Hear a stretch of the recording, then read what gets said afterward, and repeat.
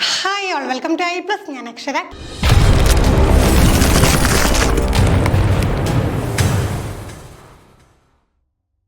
Category 3 English എക്സാമിനേഷൻ്റെ question ഡിസ്കഷനാണ് ഈ ഒരു സെക്ഷനിൽ നമ്മൾ ഡീൽ ചെയ്യാനായിട്ട് പോകുന്നത്. അപ്പം നമുക്ക് ഈ ഒരു ചോദ്യങ്ങൾ എന്ന് പറയുമ്പോഴത്തേക്കും നമുക്ക് എപ്പോഴും അറിയാം, ലാംഗ്വേജ് ഏരിയ വരുമ്പോഴത്തേക്കും നമുക്ക് മൊത്തം അങ്ങോട്ട് പ്രിഡിക്റ്റ് ചെയ്യാൻ പറ്റത്തില്ല. വളരെ വൈഡായിട്ടുള്ള വാസ്റ്റായിട്ടുള്ള ഒരു സിലബസ് ആണ് നമ്മൾക്കുള്ളത്. എന്നിരുന്നാലും കുറേ കാര്യങ്ങൾ നമ്മൾ ശ്രദ്ധിച്ച് പഠിച്ചു കഴിഞ്ഞാൽ നമുക്ക് എലിമിനേഷനിലൂടെയും ക്രോണോളജിക്കൽ ഓർഡറിൽ ഫോളോ ചെയ്ത് കഴിഞ്ഞാൽ പെട്ടെന്ന് ഉത്തരത്തിലോട്ട് എത്തിച്ചേരാൻ കഴിയുന്നതിനെ കുറിച്ചൊക്കെ നമ്മൾ മുമ്പുള്ള സെക്ഷൻസിൽ പറഞ്ഞിട്ടുണ്ട്. അപ്പം നമുക്ക് ഇത്തവണത്തെ ചോദ്യങ്ങൾ ഡിസ്കസ് ചെയ്യും. അതോടൊപ്പം തന്നെ അതിൻ്റെ ഓപ്ഷൻസും നമുക്ക് തീർച്ചയായും ഡിസ്കസ് ചെയ്ത് പോകണം. കാരണം ഇതേ ഒരു കൺസെപ്റ്റുകൾ തന്നെയാണ് അടുത്തടുത്ത പരീക്ഷകൾക്ക് പുതിയ രീതികളിൽ ചോദിക്കാറുള്ളത്. അപ്പോൾ നമുക്ക് ആദ്യത്തെ ചോദ്യത്തിലേക്ക് കടക്കാം. The plural morpheme in the word ashes is pronounced thus. അപ്പോൾ നമുക്ക് ആദ്യം തന്നെ ഫോണിക്സിൽ നിന്നുള്ളൊരു ചോദ്യമാണ്. അപ്പോൾ ഫോണോളജി, ഫോണിക്സ്, ഫോണീംസ്, മോർഫീംസ്, അങ്ങനെ കുറേ കൺസെപ്റ്റുകൾ നമ്മൾ പഠിച്ചു അല്ലേ. അപ്പോൾ നമുക്ക് ഈ പ്ലൂറൽ മോർഫീം വരുന്ന സമയത്ത് ആ ഒരു പ്രൊനൗൺസിയേഷൻ്റെ കാര്യം നമ്മൾ ഡിസ്കസ് ചെയ്തിട്ടുള്ളതാണ്. അപ്പോൾ നോക്കി, ആഷസ് എന്ന് പറയുമ്പോഴത്തേക്കും അവിടെ വരുന്ന പ്ലൂറൽ മോർഫീം ആ ഒരു സൗണ്ട്. ഓക്കെ, അപ്പോൾ നമ്മൾ കറക്റ്റായിട്ട് പ്രൊനൗൺസ് ചെയ്ത് നോക്കുമ്പോൾ തന്നെ ആഷസ് എന്ന് പറയുമ്പം അവിടെ എന്താണ്, സ സൗണ്ടാണോ, സ സൗണ്ടാണോ, ഇസ് സൗണ്ടാണോ, ഈ സൗണ്ടാണോ? അപ്പോൾ ആഷസ് എന്ന് പറയുമ്പോൾ അവിടെ എന്താണ്, തീർച്ചയായിട്ടും നമുക്കറിയാം എന്താണ്, ഇസ് സൗണ്ടാണ് അല്ലേ. അപ്പോൾ അവിടെ എന്താണ് പ്രത്യേകത എന്ന് നമുക്ക് നോക്കാം. പ്ലൂറൽ മോർഫീം എന്ന് പറയുമ്പോൾ എന്താണ്, ആ ഒരു ബേസ് വേർഡിൻ്റെ കോണ്ടെക്സ്റ്റ് വെച്ചുകൊണ്ട് പ്ലൂറൽ മോർഫീംസ് മാറി മാറി വരുമെന്ന് നമ്മൾ പഠിച്ചു. അപ്പോൾ നമുക്ക് ഇപ്പോൾ ജസ്റ്റ് വോയിസ്ലെസ് ആയിട്ടുള്ളൊരു കൺസണൻ്റ് ആണെങ്കിൽ നമ്മൾ വോയിസ്ലെസ് ആയിട്ടുള്ള കൺസണൻ്റ് ഇപ്പോൾ ക്യാച്ച്, അപ്പോൾ എന്താണ് ട് സൗണ്ട് എന്ന് പറഞ്ഞാൽ വോയിസ്ലെസ് കൺസണൻ്റ് ആയതുകൊണ്ട് നമ്മൾ എന്ത് ചെയ്യും, സ് തന്നെ പറയും, ക്യാറ്റ്, ക്യാറ്റ്സ്. അപ്പം സ് പറഞ്ഞു. എന്നാൽ വോയിസ്ഡ് കൺസണൻസ് അല്ലെങ്കിൽ വവൽസ് ആണെങ്കിലും ഒക്കെ അവിടെ നമ്മൾ എന്താണ്, സ് അല്ല പറയുന്നത്, സ് സൗണ്ടാണ്. അപ്പോൾ കുറച്ചുകൂടെ ഒരു സ്ട്രെസ് നമുക്കവിടെ കാണാൻ കഴിയും.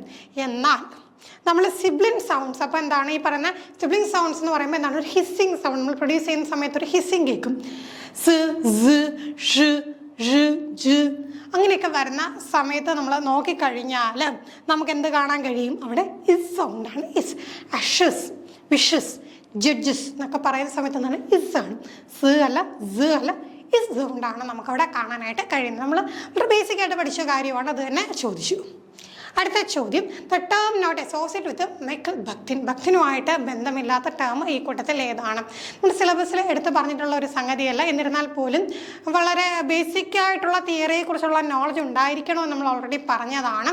അപ്പോൾ അത് വെച്ച് നോക്കിക്കഴിഞ്ഞാൽ നമുക്ക് എന്താണ്, ഡയലോഗ്, ഡിസ്കോഴ്സ്, ക്രോണോടൈപ്പ്, കാർണിവൽ, ഇതിൽ ഭക്തിനുമായിട്ട് ബന്ധമില്ലാത്ത ടേം ഏതാണ്, ക്രോണോടൈപ്പ്. ഇപ്പോൾ ഒരു ക്രോണോടൈപ്പ് എന്നുള്ള വേർഡിൻ്റെ മീനിങ്ങിനെ കുറിച്ചൊരു ധാരണയുള്ള വ്യക്തിക്ക് എന്താണ് ആ ഒരു ഓപ്ഷൻ അങ്ങനെ എത്തിച്ചേരാനായിട്ട് സാധിക്കും. അപ്പോൾ ആ ഒരു കോണ്ടെക്സ്റ്റ് ഈ പറയുന്ന തിയറി ആയിട്ട് കണക്റ്റ് ആവുന്നില്ല എന്ന് വെച്ചുകൊണ്ട് നമുക്ക് എത്താൻ കഴിയും. ഡയലോഗ് എന്ന് പറയുന്ന ഭക്തിൻ്റെ തിയറിയിൽ വളരെ സെൻട്രൽ ആയിട്ടുള്ള ഒരു കൺസെപ്റ്റാണ്. എന്താണ്, dynamic interaction voices, ideas and perspectives in language and literature. ലാംഗ്വേജിലും ലിറ്ററേച്ചറിലും വളരെ ഡൈനാമിക് ആയിട്ടുള്ള വോയിസുകളുടെയും ഐഡിയാസിൻ്റെയും പെർസ്പെക്റ്റീവ്സിൻ്റെയൊക്കെ ഇൻട്രാക്ഷനെ കുറിച്ച് പറയുന്ന ഒരു ഏരിയ ആണ് എന്ത്, ഡയലോഗ് എന്ന് പറയുന്നത്. ഡിസ്കോഴ്സ് എന്ന് പറയുന്നത് എന്താണ്, അവിടെ ഹെട്രോഗ്ലോസിയ പോലുള്ള കൺസെപ്റ്റ്സ് ഉണ്ട്. സംഗതി എന്ന് വെച്ച് കഴിഞ്ഞാൽ ഒരു പെർട്ടിക്കുലർ ഡിസ്കോഴ്സ്, ഒരു എന്തെങ്കിലും ഒരു പെർട്ടിക്കുലർ ആയിട്ടുള്ളൊരു സംഗതി എടുക്കുമ്പോൾ അതുമായിട്ട് ബന്ധപ്പെട്ടത് എന്നുള്ള രീതിയിലും ആ ഡിസ്കോഴ്സ് എന്ന് പറഞ്ഞുകൊണ്ട് നമ്മൾ പറയാറുണ്ട്. അപ്പോൾ ഡീറ്റെയിൽ ആയിട്ടൊക്കെ ഈ ടേംസിനെ കുറിച്ചൊക്കെ മറ്റൊരു സെക്ഷനിൽ നമുക്ക് ഡീൽ ചെയ്യാം. ദെൻ കാർണിവൽ ഫോക്ക് കൾച്ചറിൽ നിന്ന് ഡ്രോ ചെയ്തിട്ടുള്ള ഒരു കൺസെപ്റ്റാണ്. ഇപ്പോൾ ഹൈറാർക്കീസ് നമുക്കിപ്പോൾ നോക്കുമ്പോൾ സമൂഹത്തിൽ നിന്ന് പലതരത്തിലുള്ള ഹൈറാർക്കി ഉണ്ട്. പിന്നെ അതോടൊപ്പം തന്നെ എന്താണ്, ലിറ്ററേച്ചറിലെ ഫ്രീ എക്സ്പ്രഷൻ, അങ്ങനെയൊക്കെയുള്ള കാര്യങ്ങൾ ഇതൊക്കെ ഇദ്ദേഹത്തിൻ്റെ തിയറിയായിട്ട് ബന്ധപ്പെട്ടതാണ്. എന്നാൽ ഈ പറയുന്ന ക്രോണോടൈപ്പ് എന്ന് പറയുന്നത് ലിറ്ററേച്ചറുമായിട്ട് ബന്ധപ്പെട്ട ഒരു ടേം അല്ല. ഓക്കെ, നമുക്ക് ബയോളജിയായിട്ട് ബന്ധപ്പെട്ടുകൊണ്ട് നമ്മൾ ആ ഒരു ടൈമിങ്ങും ഒക്കെ ആയിട്ട് ബന്ധപ്പെട്ടുകൊണ്ടുള്ള ഒരു ടേമാണ്. അടുത്ത ചോദ്യം, number of syllables in the word accountable. സ്ഥിരം ചോദിക്കുന്നതാണ്. ഇതുപോലെ ടേംസ് വന്നിട്ട് എന്ത് ചെയ്യും, അതിൽ സിലബിൾസിൻ്റെ ഒക്കെ എണ്ണം കണ്ടുപിടിക്കും. ഇതൊക്കെ നമ്മൾ കുറേ പ്രാക്ടീസ് ചെയ്ത് കഴിഞ്ഞാൽ നമുക്ക് കിട്ടുന്നതാണ്. കൃത്യമായിട്ട് പ്രൊനൗൺസ് ചെയ്യാൻ അറിയാമെങ്കിൽ കിട്ടും. അപ്പോൾ നമ്മൾ പറയുമ്പോൾ ഇങ്ങനെ അക്കൗണ്ടബിൾ. അപ്പോൾ അവിടെ എത്ര എണ്ണം കണക്കിന്, അക്കൗണ്ടബിൾ.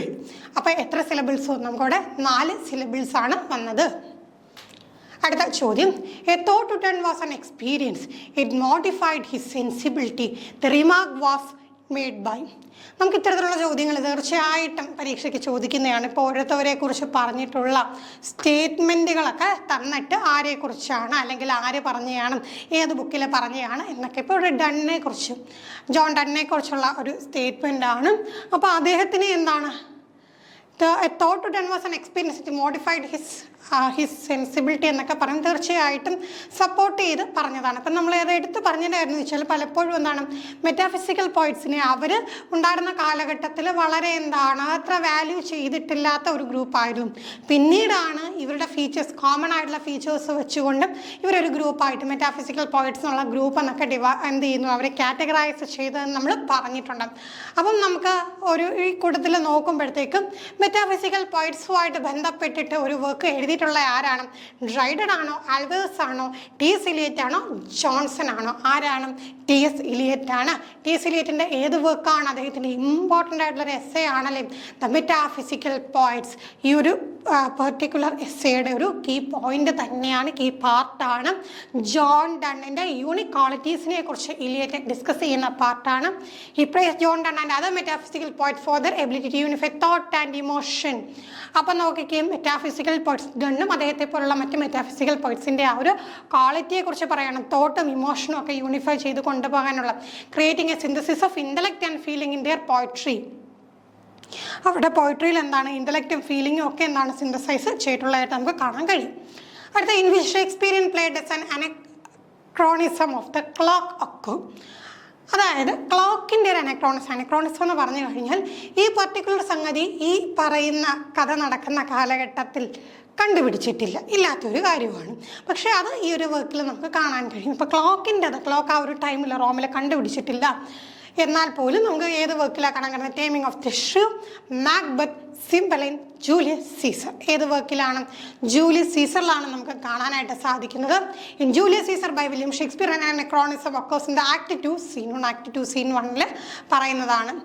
പീസ്, ബ്രൂട്ടസ് പറഞ്ഞതിന് peace count the clock and Cassius replies the clock has stricken 3.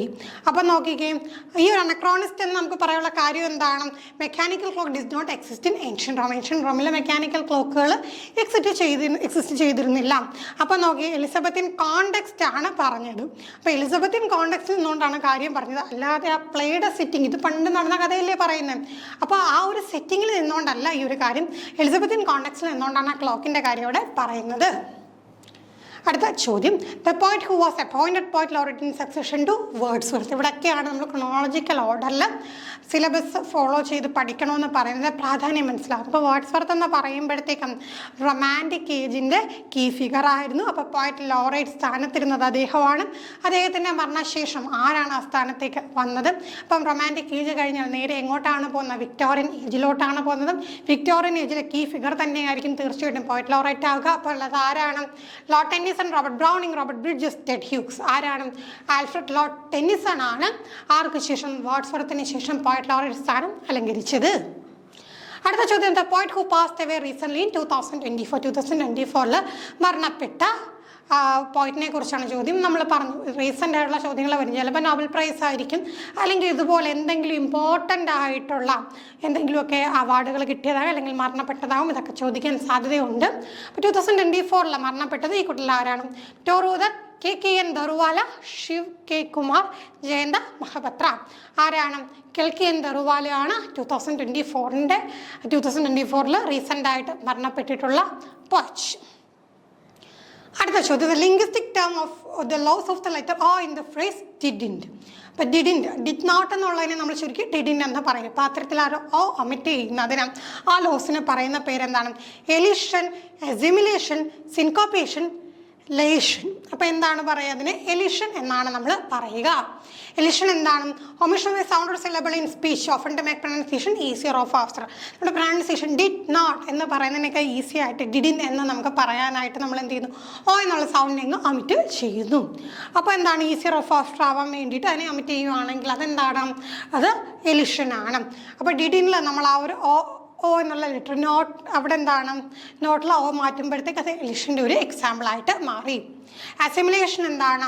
When a sound become similar to a neighbouring sound.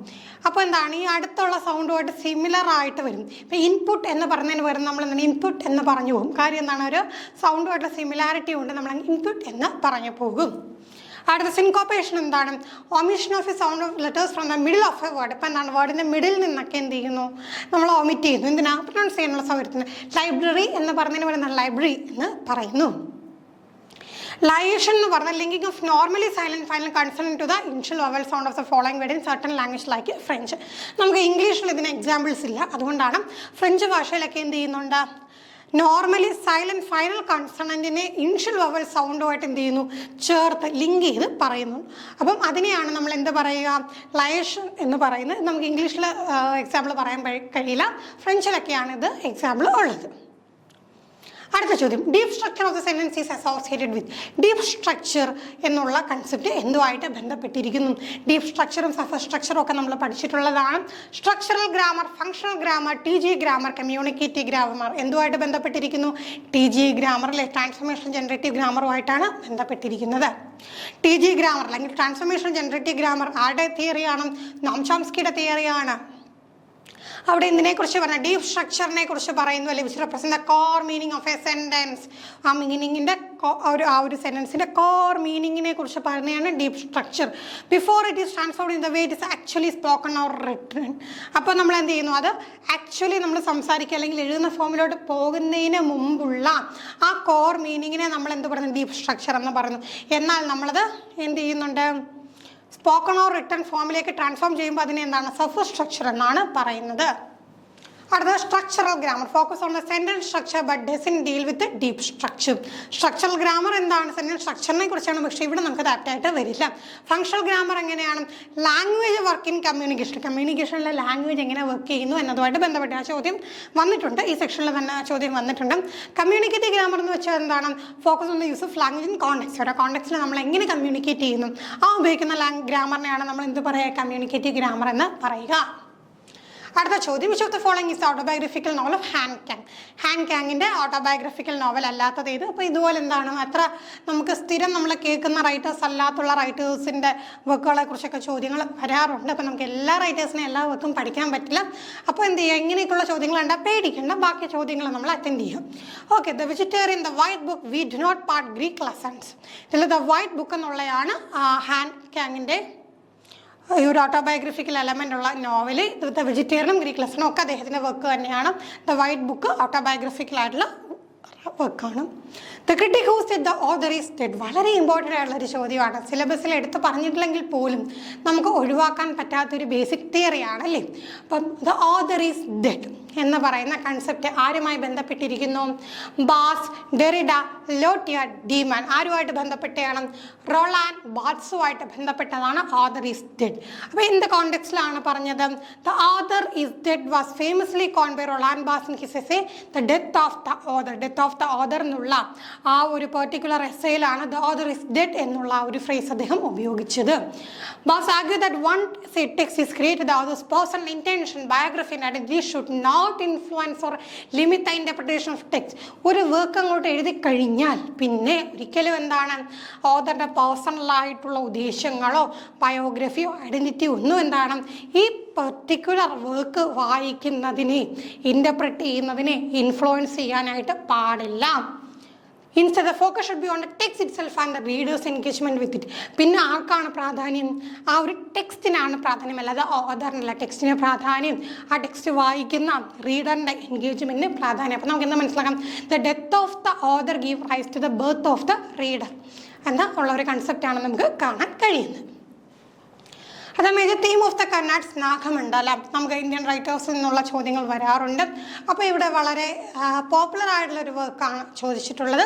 Nagamandala എന്നുള്ള ഗിരീഷ് കർണാടിൻ്റെ നാടകത്തിൻ്റെ തീമാണ് ചോദിച്ചിട്ടുള്ളത്. അപ്പോൾ നമുക്ക് ഓപ്ഷൻസ് നോക്കാം. Male chauvinism, politics and violence, human relationships, existentialism. അപ്പോൾ നമ്മൾ നോക്കിക്കഴിഞ്ഞാൽ ഇവിടെ നമുക്ക് രണ്ട് ഉത്തരങ്ങൾ നമുക്ക് കാണാനായിട്ട് സാധിക്കും. മെയിൽ ഷുവനിസം ഫീച്ചറായിട്ട് വരുന്നുണ്ട്. എന്നിരുന്നാലും നമുക്ക് കുറച്ചും കൂടെ ആപ്റ്റായിട്ട് പറയാൻ കഴിയുന്നത് എന്താണ്, ഹ്യൂമൻ റിലേഷൻഷിപ്പാണ്. പക്ഷെ അപ്പോൾ അവിടെ ഒരു കാര്യം വരുന്നത് വെച്ചാൽ അവിടെ എന്താണ്, കോബ്ര എന്നുള്ളൊരു കഥാപാത്രം വരുന്നുണ്ട്. അപ്പോൾ അവിടെയും എന്താണ്, കോബ്രയും ആ ഒരു റിലേഷൻഷിപ്പിൻ്റെ ഭാഗമായിട്ട് വരുന്നുണ്ട്. അങ്ങനെ നോക്കുമ്പോഴത്തേക്കും നമുക്ക് ഈ 2 ഉത്തരങ്ങളാണ് ആപ്റ്റായിട്ട് വരുന്നത്. ചിലപ്പോൾ ചോദ്യം ക്യാൻസൽ ചെയ്തേക്കാം, ചിലപ്പോൾ 2 ഉത്തരത്തിന് മാർക്ക് തരാം. നമുക്കത് പരീക്ഷാ ഭവൻ്റെ ആൻസർ കീ വന്നാലേ എന്താണ് പരീക്ഷാ ഭവൻ ഉദ്ദേശിച്ചത് എന്ന് നമുക്ക് മനസ്സിലാക്കാൻ സാധിക്കുകയുള്ളൂ. അപ്പോൾ ഈ 2 കാര്യങ്ങളും വരുന്നുണ്ട്.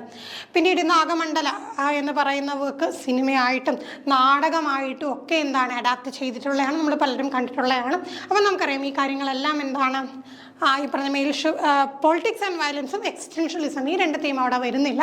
എന്നാലും മറ്റ് 2 കാര്യങ്ങളും തീമായിട്ട് വരുന്നുണ്ട്. The word council crime verdict are derived from, നമുക്ക് ഈ ഒരു ലോൺ വേർഡ്സ് ചോദിക്കാറുണ്ടല്ലേ, മറ്റ് ഭാഷകളിൽ നിന്ന് കടമെടുത്ത പദങ്ങളെക്കുറിച്ച് നമ്മൾ പഠിക്കാറുണ്ട്.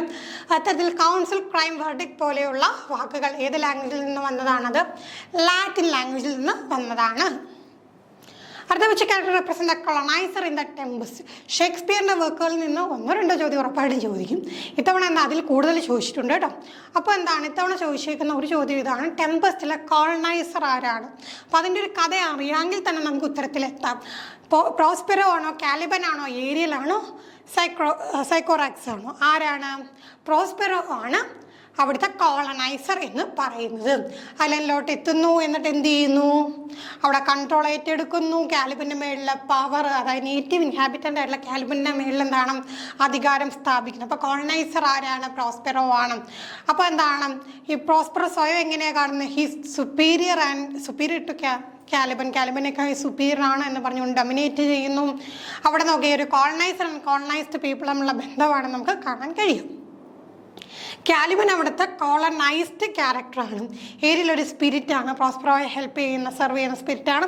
സൈക്കോറാക്സ് ആരാണ്? കാലിബൻ്റെ മദറാണ്. അടുത്ത ചോദ്യം, study of handwriting forms and style. Handwriting ഫോംസിനെ കുറിച്ചും സ്റ്റൈൽസിനെ കുറിച്ചും പഠിക്കുന്ന പഠന ശാഖയ്ക്ക് പറയുന്ന പേരെന്താണ്? Cacography, calligraphy, typography, chirography. അപ്പോൾ നമുക്ക് പെട്ടെന്ന് ഹാൻഡ് റൈറ്റിംഗ് എന്നൊക്കെ കേൾക്കുമ്പോഴത്തേക്ക് കാലിഗ്രഫി ആണ് ഉത്തരമെന്ന് നമുക്ക് തോന്നും.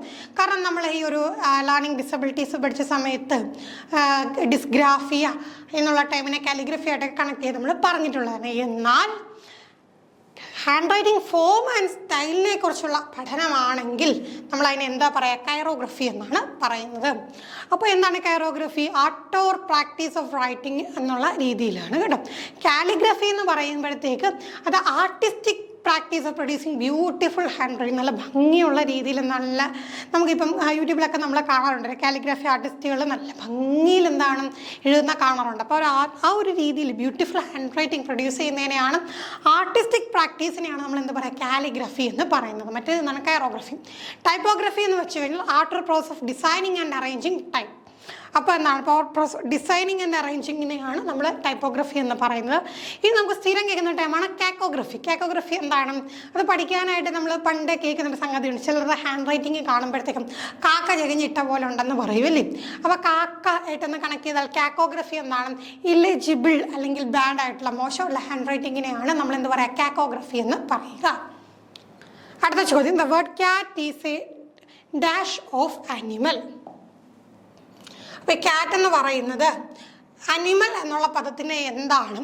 ഹൈപ്പോണിമാണോ, ഹോമോണിമാണോ, ആൻറ്റോണിമാണോ, സിനോണിമാണോ?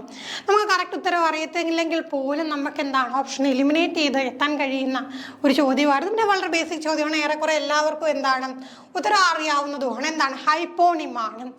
ക്യാറ്റിൻ എന്ന് പറഞ്ഞ അനിമൽ എന്നുള്ള ടേമിന് ഹൈപ്പോണിമാണ്. എന്താണ്? ഒരു type. Hyponym this word that is subordinate to another word in a hierarchical classification. Animal എന്നുള്ള ഒരു ക്ലാസിഫിക്കേഷന് താഴെയായിട്ട് അതിൽ ഉൾപ്പെടുന്ന രീതിയിലാണ് എന്താണ് ക്യാറ്റ്, ഡോഗ് അതൊക്കെ വരുന്നത് അല്ലേ. അപ്പം നോക്കിക്കേ, അപ്പോൾ അതിങ്ങനെ വരുന്നത് നമ്മൾ എന്താണ് ഹൈപ്പോണിം എന്ന് പറയും. ഹോമോണിം എന്ന് പറഞ്ഞാൽ എന്താണ്? Sound like but have different meaning. കേൾക്കുമ്പോൾ എന്താണ് ഒരേ സൗണ്ടാണ്. ബേ അനിമലും ഉണ്ട്, ടു ക്യാരി എന്നുള്ള അർത്ഥമുണ്ട്. കേൾക്കുമ്പോൾ എന്താണ് സിമിലർ സൗണ്ട് ആയിട്ട് നമുക്ക് മനസ്സിലാക്കാൻ കഴിയും, പക്ഷേ ഡിഫറെൻറ്റ് മീനിങ് ആണ്.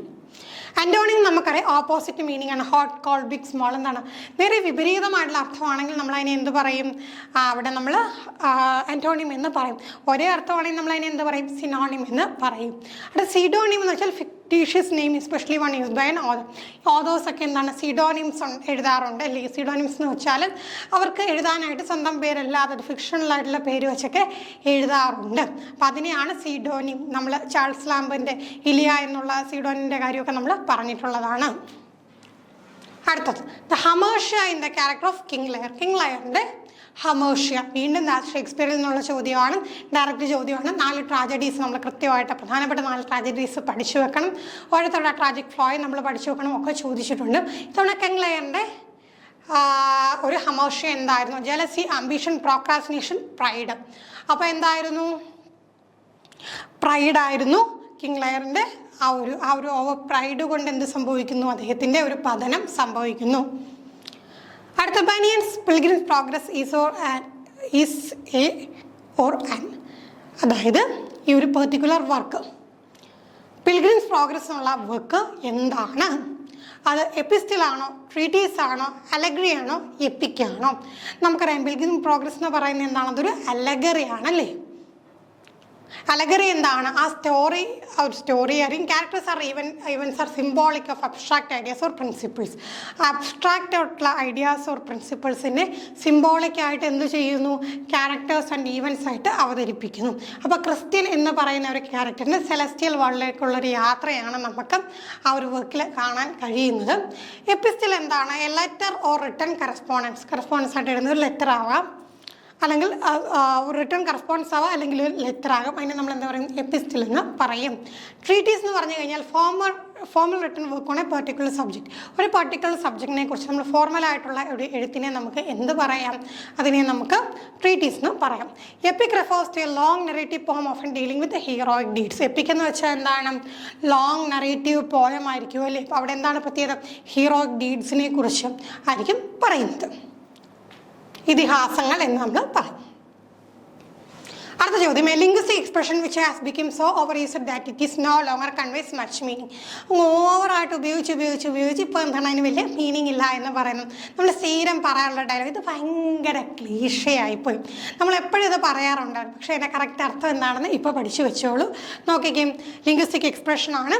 അവിടെ എന്താണ്? അതിങ്ങനെ ഉപയോഗിച്ച് എന്താണ് ഇപ്പോൾ വലിയ മീനിങ് എന്ന് വെച്ചാൽ ഒരുപാട് തവണ ഇത് കണ്ടു. അപ്പം നമ്മൾ പറയും ആ സിനിമയുടെ ക്ലൈമാക്സ് ആണ് ക്ലീഷയായിപ്പോയി. കാരണം എന്താണ്? ഇതേ ടൈപ്പ് ക്ലൈമാക്സ് കണ്ട് കുറേ ആയി. അതിനെയാണ് ക്ലീഷ എന്ന് പറയുക. പിഡ്ഗിൻ എന്താണ്? പിഡ്ഗിൻ എന്ന് വെച്ച് കഴിഞ്ഞാൽ a simplified form of language used for communication between people who do not share a common language. നമുക്കറിയാം ഇപ്പം 2 ലാംഗ്വേജ് സ്പീക്കിംഗ് കമ്മ്യൂണിറ്റീസ് ഒന്നിച്ച് വരുന്ന സമയത്ത് അവർക്ക് എന്താണ്? ഓരോ ലാംഗ്വേജിൻ്റെയും ഫീച്ചേഴ്സ് ഇരുന്ന് പഠിക്കാൻ പറ്റില്ല. അപ്പോൾ അവർക്ക് കമ്മ്യൂണിക്കേഷൻ എളുപ്പമാക്കാനായിട്ട് അവരെന്ത് ചെയ്യും? ഏതെങ്കിലും ഒരു simplified form of language invent ചെയ്യും. അപ്പോൾ അവർക്ക് തമ്മിൽ കമ്മ്യൂണിക്കേറ്റ് ചെയ്യാനായിട്ട്. സ്ലാങ് എന്ന് വെച്ച് കഴിഞ്ഞാൽ informal language used by particular group of people. നമ്മൾ എന്താണ്? ശൈലികൾ എന്ന് പറയാറുണ്ട് അല്ലേ. പർട്ടിക്കുലർ ഗ്രൂപ്പ് ഓഫ് പീപ്പിൾ ഉപയോഗിക്കുന്ന ആ ഒരു ശൈലികളെ നമ്മൾ എന്ത് പറയും? സ്ലാങ് എന്ന് പറയും. അവിടെ രജിസ്റ്റർ എന്ന് വെച്ചാൽ variety of language used particular social setting ഒരു പർട്ടിക്കുലർ പർപ്പസ്. ഒരു പർട്ടിക്കുലർ പർപ്പസിന് അല്ലെങ്കിൽ പർട്ടിക്കുലർ ഗ്രൂപ്പ് സെറ്റിങ്ങിലും സോഷ്യൽ സെറ്റിങ്ങിലും മാത്രം ഉപയോഗിക്കുന്ന പദങ്ങളെയാണ് നമ്മൾ എന്ത് പറയാം? രജിസ്റ്റർ എന്ന് പറയുക. അടുത്ത ചോദ്യം, the novelist who believe that man produces evil as a bee produces honey. എങ്ങനെയാണോ തേനീച്ച തേൻ നിർമ്മിക്കുന്നത് അതുപോലെ എന്താണ് മാൻ ഈവിൽ പ്രൊഡ്യൂസ് ചെയ്യും എന്ന് പറഞ്ഞത് ആരാണ്? Graham Greene, Aldous Huxley, William Golding and Tony Powell. ആരാണ്? വില്യം ഗോഡ്ലിംഗ് ആണ്. അദ്ദേഹത്തിൻ്റെ വളരെ ഇമ്പോർട്ടൻ്റ് ആയിട്ടുള്ളൊരു വർക്കാണ് ലോർഡ് ഓഫ് ദ ഫ്ലൈസ് എന്ന് പറയുന്ന ആ ഒരു പെർട്ടിക്കുലർ വർക്കിലാണ് അദ്ദേഹം പറഞ്ഞിട്ടുള്ളത് man produces evil as a bee produces honey. അപ്പം ആ വർക്ക് ഇതാണ്. ഇതെന്താണ്? Evil is an inherent part of human nature. എന്താണ് ഈ പറയുന്ന ഈവിൾ ആയിട്ടുള്ള ഡെവിലിഷ് ആയിട്ടുള്ള ആ ഒരു ഫീച്ചർ എന്ന് പറയുന്നത് എന്താണ്? ഈ പറയുന്ന മനുഷ്യനിൽ ഇൻഹെറൻ്റ് ആയിട്ടുള്ള ഒരു സ്വഭാവമാണ്. Honey is inherent product of a bee. ബീയുടെ ഇൻഹെറൻറ്റ് പ്രൊഡക്റ്റ് ആണ് ഹണി എന്ന് പറയുന്ന പോലെ മനുഷ്യൻ്റെ ഇൻഹെറൻറ്റ് പ്രൊഡക്റ്റ് ആണ് ഈ ഒരു ഈവിൾ എന്നാണ് അദ്ദേഹം പറയുന്നത്. അടുത്ത ചോദ്യം, Ervon is the dash of Norway. അപ്പം നോക്കി, നോർവേ എന്നുള്ള പദത്തിൻ്റെ എന്താണ് എർവോൺ എന്നുള്ള പദം? നമുക്ക് നോക്കുമ്പോൾ അറിയാൻ കഴിയും. സെയിം, ലെറ്റേഴ്സ് തന്നെയാണ് റീഅറേഞ്ച് ചെയ്ത് വന്നേക്കുന്നത്. അപ്പം അങ്ങനെയാണെങ്കിൽ അതിന് പറയുന്ന പേരെന്താണ്? അനഗ്രാം എന്നാണ്. Anagram. Earworm is an anagram of noun, where an anagram involves rearranging the letters of word or phrase to create new word or phrase. അപ്പോൾ എന്താണ് ആ വാക്കിലുള്ള വേർഡ്സ് റീഅറേഞ്ച് ചെയ്തുകൊണ്ട് പുതിയൊരു വാക്കോ അല്ലെങ്കിൽ ഫ്രേസോ ഉണ്ടാക്കുകയാണ് ചെയ്യുന്നത്. ഇവിടെ നോക്കി novel is rearranged to form എർവൺ. അപ്പം ആ ഒരു കാര്യം കൂടെ പഠിച്ചു വെച്ചോളൂ. സാമുവൽ ബട്ട്ലറിൻ്റെ ഒരു നോവലിൻ്റെ പേരാണ് എന്ത് ഈ പറയുന്ന എർവോൺ എന്ന് പറയുന്നത്. പിന്നെ എപ്പോണിം എന്ന് പറഞ്ഞു കഴിഞ്ഞാൽ refers a name derived from a person or character like sandwich from the Earl of Sandwich. ഒരു പേഴ്സണിൽ നിന്നോ ക്യാരക്ടറിൽ നിന്നോ എങ്ങാനും ഡിറൈവ് ചെയ്തിട്ടുള്ള നെയിമിനെയാണ് നമ്മൾ എന്ത് പറയുക, പേഴ്സണൽ ക്യാരക്ടറിൽ നിന്ന് വന്നിട്ടുള്ള നെയിമിനെയാണ് നമ്മൾ എപ്പോണിം എന്ന് പറയുന്നത്. സാൻഡ്വിച്ച് ഇവിടെ നിന്നാണ് Earl of Sandwichൽ നിന്ന് ഉണ്ടായതാണ്. ലിപ്പോഗ്രാം എന്ന് വെച്ചാൽ literary work without using one or more letters of the alphabets. അപ്പോൾ ഒരു ഏതെങ്കിലുമൊക്കെ പെർട്ടിക്കുലർ ലെറ്റേഴ്സിനെ അല്ലെങ്കിൽ ഒന്നിലധികം ലെറ്റേഴ്സിനെ എന്ത് ചെയ്യും, ഉപയോഗിക്കാതെ പ്രൊഡ്യൂസ് ചെയ്യുന്ന അങ്ങനെയുള്ള ലിറ്ററി വർക്കിനെയാണ് എന്ത് പറയുന്നത്, ലിപ്പോഗ്രാം എന്ന് പറയുക. ഇനി ആൻറ്റിഗ്രാം എന്ന് വെച്ചാൽ ഒരു ടൈപ്പ് ഓഫ് അനഗ്രാം ആണ്. അവിടെ എന്താണ് resulting word of phrase conveys opposite meaning. നേരത്തെ നമ്മൾ എന്താണ് നോവേർ കണ്ടപ്പം എർവോൺ ഒരിക്കലും അതിൻ്റെ ഓപ്പോസിറ്റ് മീനിങ് ആയില്ല. എന്നാൽ ഓപ്പോസിറ്റ് മീനിങ് വരുവാണെങ്കിൽ ഈ വേർഡ്സ് റീഅറേഞ്ച് ചെയ്യുന്ന സമയത്ത് ഓപ്പോസിറ്റ് മീനിങ് വരുവാണെങ്കിൽ നമുക്കതിനെ എന്ത് പറയാം, ആൻറ്റിഗ്രാം എന്ന് പറയാം. Unite, untie. യുണൈറ്റ് എന്ന് പറയുമ്പോഴത്തേക്ക് എന്താണ്, നമ്മളെല്ലാം ഒന്നിച്ച് കൊണ്ടുവരിക. അൺടൈ എന്ന് പറയുമ്പോഴത്തേക്ക് എന്താണ്, അതിനെ ഒന്നിച്ച് കൊണ്ടുവരിക, അതിനെ എന്ത് ചെയ്യുക, അങ്ങ് ലൂസാക്കി വിടുക എന്നുള്ള അർത്ഥം. അപ്പോൾ ഇവിടെ നോക്കി നമ്മൾ ജസ്റ്റ് വേർഡ്സ് അങ്ങോട്ടും ഇങ്ങോട്ടും ഒന്ന് മാറ്റി, ലെറ്റേഴ്സ് മാറ്റിയതേ ഉള്ളൂ. പക്ഷേ എന്താണ് ഓപ്പോസിറ്റ് മീനിങ് ഉള്ള ഒരു വാക്കിലേക്ക് ചെല്ലുവാണെങ്കിൽ അതെന്താണ്, അത് ആൻറ്റിഗ്രാം ആണ്. എന്നാൽ ഓപ്പോസിറ്റ് മീനിങ്ങിലോട്ട് പോയില്ലെങ്കിൽ അതെന്ത് സംഭവിക്കുന്നു, ഈ എർവോണും നോവേറും പോലെ അതെന്തായിട്ട് മാറിയത്, അനഗ്രാമായിട്ട് മാറി. അടുത്ത ചോദ്യം, the early book generally regarded as a progenitor of the 20th century stream of consciousness technique. വളരെ എന്താണ് റിപ്പീറ്റ് ചെയ്തിട്ടുള്ളൊരു കൺസെപ്റ്റാണ് സ്ട്രീം ഓഫ് കോൺഷ്യസ്നെസ് ടെക്നിക്ക് എന്ന് പറയുന്നത്. അപ്പോൾ ഇത് നോക്കിക്കേ, ഇത് നമുക്കറിയാലോ അവിടെ എന്താണ് ഇതേപോലെ ഒരു ഓർഡറിലായിരിക്കത്തില്ല ലിറ്ററി വർക്ക് വരുന്നത്. പാസ്റ്റും പ്രസൻറ്റും ഫ്യൂച്ചറും കൂടെ ഒക്കെ എന്താണ് മിക്സ് ചെയ്തുകൊണ്ട് ആയിരിക്കും വരുന്നത്. ബോധധാര എന്നൊക്കെ നമ്മൾ മലയാളത്തിൽ പറയും.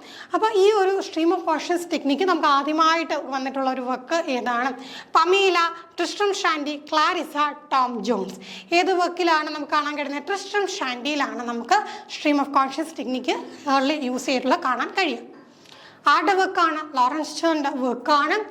One of the early book that influence the stream of conscious technique. നോക്കിക്കും 20ാം നൂറ്റാണ്ടെന്ന് പറയുമ്പോഴത്തേക്ക് സൈക്കോ അനാലിസിസിനൊക്കെ ഒരുപാട് പ്രാധാന്യം വന്ന സമയമാണ്.